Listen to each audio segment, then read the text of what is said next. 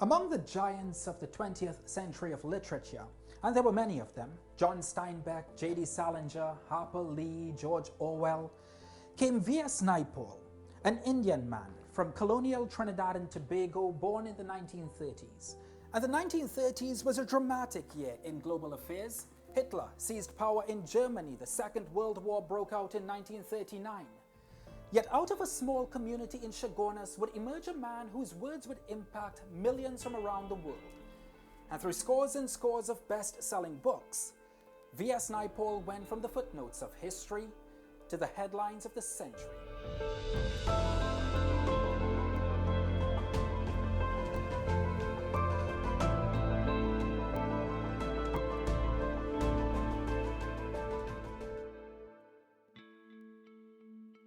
For V.S. Naipaul, history's judgment on his life and work hardly seemed to matter.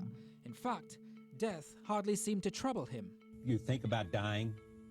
No, I hope this doesn't shock people or worry them.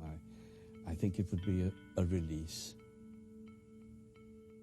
A release wouldn't seem the expected response, but Naipaul lived a life cluttered with creative distresses and almost too many controversies. That my time is running out. My 2 minutes are up. And Trinidad and Tobago seemed to be both the hero and villain in his life. Perhaps it was no coincidence that in 1932, when Naipaul was born, his father, Sipasad Naipaul, joined the staff of the Trinidad Guardian newspaper. In his 1983 memoirs, Naipaul described how his father revered certain writers. And it was out of that reverence for authors and their writing Naipaul's own dream of becoming a writer was born. And it were the words he wrote, something he had cherished and guarded very closely, that would make him into a constructive genius, but also a controversial global character. His appreciation for the English language and for words was visible in a 1998 interview he did with the Paris Review, where he said, as a writer, you can become very lazy. You can start using words lazily. I don't want that to happen. Words are valuable. I like to use them in a valuable way. His use of words earned him the title as one of the greatest sentence constructors of his time, but his words would also make him a catalyst for criticism. Now, even in death, his words, thousands written across scores of books, keep him as relevant and as read as when he was alive.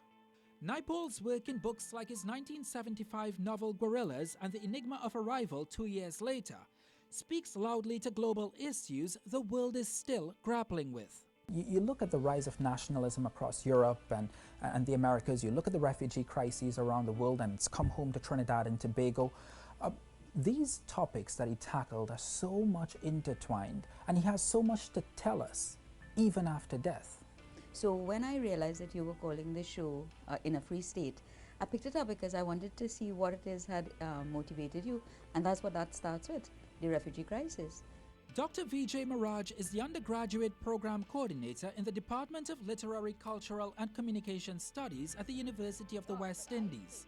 She is also a part of Friends of Mr. Biswas, which assists in the management and development of the Naipaul House at Naipaul Street in St. James. She says Naipaul dealt with such global issues in different ways, not least humor. He's looking at it, he's bringing our attention to these issues has always been done in a particular way, so that by the time I had finished the first paragraph, I was laughing. Because life is hard, but it is also so funny, and as he himself said in Enigma of Arrival, it's always about both grief and glory. So I think that even though the issues are there, that human element remains. And perhaps the Caribbean and the wider world still have much to understand about this complicated man, whose writing could often be just as complex. If there's more that they have to teach us, yes, because they're exceedingly complex. They are layered and they are very complex, and they can be read in all kinds of ways. Jamaican author Marlon James, one of the Caribbean's most famous faces in modern writing, and one who has followed in the footsteps of Naipaul in winning the 2015 Man Booker Prize, sees a strong connection between Naipaul's works of yesteryears and the present state of global landscapes. It's interesting reading Naipaul's books on India now. They're still problematic, but they're problematic in totally different ways than they were, say, 20, 30 years ago. I think a book like The Middle Passage is still relevant. I think one of the brilliant things about Naipaul is particularly his nonfiction. He had a way of walking into a situation and assessing it almost perfectly. For James and many more modern-day Caribbean writers, Naipaul not only set the standard for them to aspire to, but also greatly influenced their careers. However, James fears that Naipaul set the bar so high that we often forget that the Caribbean produced other giant writers. He will be the standard. He will be the standard. I think, though, that sometimes he's such a standard that we ignore that there are lots of people writing great Caribbean prose. Even his own peers who are writing great Caribbean prose. Austin Clarke is writing great Caribbean prose. Sam Selvon is writing great Caribbean prose. I think we have a way of thinking there's him and all of the Caribbean literature is down there. And to an extent he was at one point the best. He was. But it can be misleading in thinking that we only had one giant in the Caribbean. We had quite a few. When we come back, how Naipaul paved the path for the future of Caribbean writing.